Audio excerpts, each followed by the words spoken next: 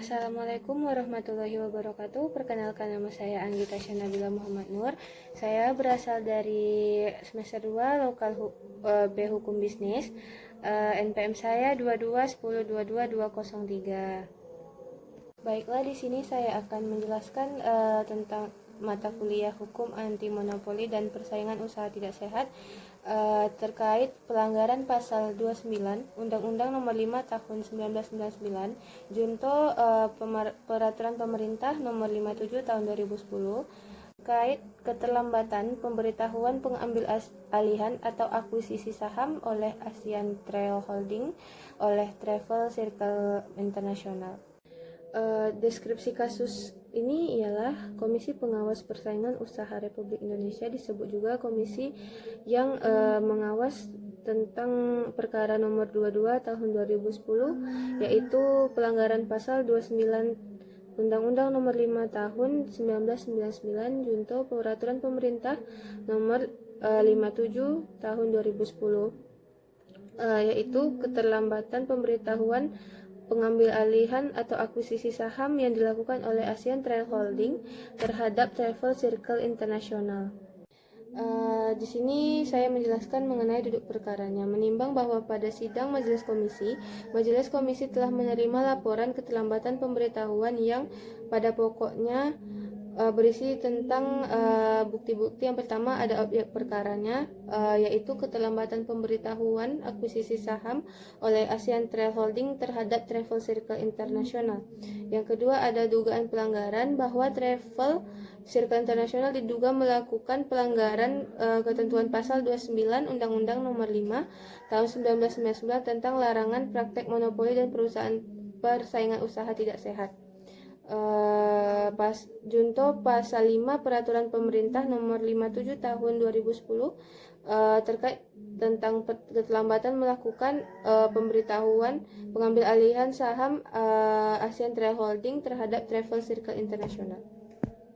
Adapun ketentuan pasal 29 Undang-Undang Nomor 5 Tahun 99 Junto pasal 5 Peraturan Pemerintah Nomor 57 Tahun 2010 ialah sebagai berikut. Yang pertama, pasal 29 Undang-Undang Nomor 5 Tahun 1999. Yang pertama, penggabungan atau peleburan badan usaha atau pengambil alihan saham sebagaimana yang dimaksud dalam pasal 28 yang berakibat nilai aset dan atau nilai yang penjualannya melebihi jumlah tertentu wajib diberitahukan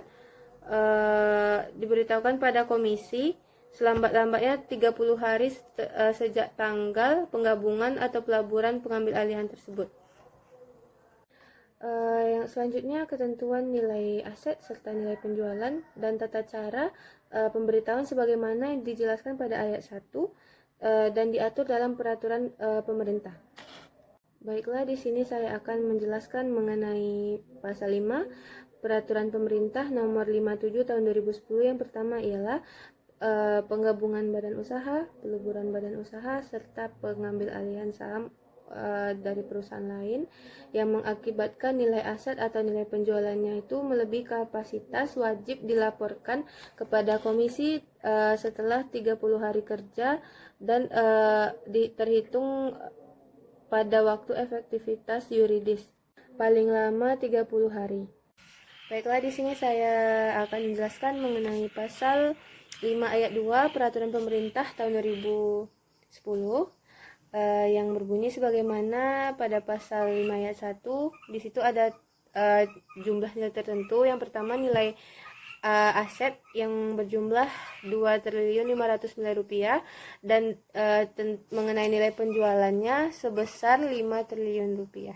Adapun pada pasal 5 ayat 3 Peraturan Pemerintah Nomor 57 Tahun 2010 menjelaskan bahwa bagi pelaku usaha di bidang perbankan mewajibkan menyampaikan pemberitahuan secara tertulis sebagaimana yang dijelaskan pada ayat 1 jika nilai tersebut melebihi dari jumlah yang sebesar 20 triliun rupiah. Pada pasal 5 ayat 4 disebutkan bahwa nilai aset atau nilai penjualan sebagaimana dimaksud pada ayat 2 dan 3 dihitung berdasarkan pejumlahan nilai atau aset dari yang pertama badan usaha hasil penggabungan atau badan usaha hasil peleburan atau badan usaha yang mengambil alih saham perusahaan lain dan badan usaha yang diambil alih serta badan usaha yang secara langsung maupun tidak langsung mengendalikan atau dikendalikan oleh badan usaha hasil penggabungan atau peleburan maupun usaha atau perusahaan lain yang sudah diambil alih. Baiklah, di sini saya akan menjelaskan mengenai kronologi pengambilan saham atau akuisisi oleh Asian Trade Holding.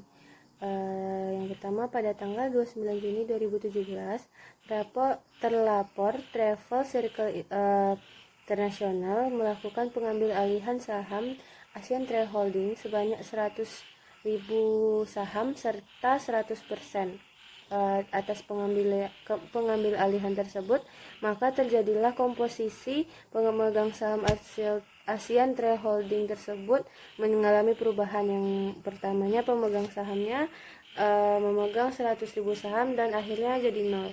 Terlapor awalnya yang 0 menjadi 100.000 saham. Yang selanjutnya saya akan menjelaskan mengenai tujuan diambil alihnya saham ini, yaitu pengambil alihan oleh Asian Trade Holding oleh Travel Circle International diambil karena ada tujuan ekspansi usaha. Dalam transaksi pengambil alihan saham oleh Travel Circle International kepada Asian Trade Holding tidak ada nilai khusus untuk transaksi. Karena transaksi itu dilakukan dalam satu rangkaian dengan transaksi lainnya di 5 wilayah, yaitu Amerika Utara, Timur Tengah, dan Afrika serta Asia Tenggara, dan untuk transaksi di Asia Tenggara yaitu Asian Trade Holding. Untuk transaksi dari nilai keseluruhannya ialah sebesar 285 miliar rupiah. Badan usaha yang mengambil alih tersebut ialah Travel Circle International yang bergerak di usaha di bidang holding company, yang merupakan anak perusahaan dari Thomas Cook yang bergerak di bidang travel dan bergabung pada Fairfax Financial Holding, serta juga memiliki anak perusahaan di Indonesia yaitu PT Asuransi Multi Artaguna Tbk. Di sini akan saya jelaskan mengenai badan usaha yang diambil alih yaitu Asian Trade Holding. Asian Trade Holding merupakan perusahaan yang didirikan pada 16 Mei 2007 di Mauritius serta beroperasi sebagai usaha induk atau holding dan memiliki beberapa anak perusahaan di bidang travel. Contohnya ada pada Indonesia yaitu PT Asian Trail Indonesia yang juga bergerak di bidang travel. Baiklah, di sini saya akan menjelaskan mengenai keterlambatan pemberitahuan. Yang pertama mengenai tanggal berlaku efektif secara yuridis, bahwa kewajiban pemberitahuan atau penggabungan dan peleburan badan usaha serta pengambil alihan saham perusahaan dan diatur dalam ketentuan pasal 5 Peraturan Pemerintah Nomor 57 Tahun 2010. Selanjutnya ditegaskan kembali pada pasal 2 Peraturan KPPU Nomor 4 Tahun 2012 yang menyatakan pada pasal 2 yang berbunyi badan usaha yang melakukan penggabungan atau peleburan dan pengambil alihan saham wajib menyampaikan pemberitahuan pada komisi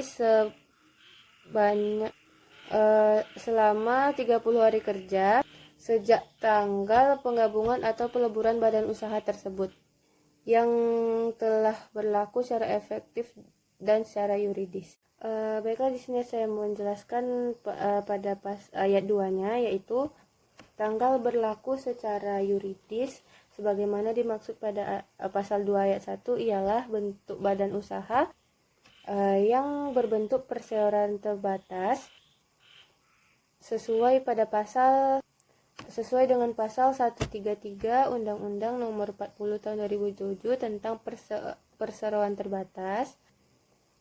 Pada penjelasan adalah tanggal persetujuan Menteri Kementerian Hukum dan HAM atas perubahan anggaran dasar dalam terjadi penggabungan.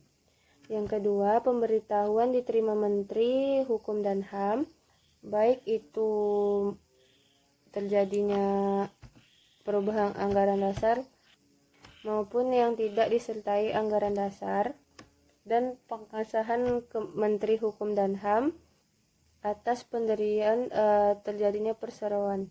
Jika salah satu pihak yang melakukan penggabungan, peleburan, serta pengambil alihan adalah perseroan terbatas dan pihak lain adalah perusahaan non-PT, maka pemberitahuan paling lambat 30 hari sejak tanggal ditandatanganinya pengesahan penggabungan, peleburan, serta pengambil alihan tersebut. Adapun tanggal pengesahan adalah tanggal efektif suatu badan usaha bergabung atau melebur dan beralihnya kepemilikan saham dari perusahaan yang diambil alih. Khusus pengambilan saham yang terjadi di Bursa Efek, maka pemberitahuan dilakukan sejak paling lambat 30 hari sejak tanggal surat keterbukaan informasi pengambil alihan saham PT. Baiklah, di sini saya akan menjelaskan mengenai diktum, putusan, dan penutup. Menimbang berdasarkan fakta-fakta serta analisis dan kesimpulan dari kasus tersebut, mengingatkan pada pasal 47 Undang-Undang Nomor 5 Tahun 1999, junto pasal 6 Peraturan Pemerintah Nomor 57 Tahun 2010, Majelis Komisi memutuskan yang pertama menyatakan bahwa terlapor terbukti secara sah melanggar pasal 29 Undang-Undang Nomor 5 Tahun 1999 junto pasal 5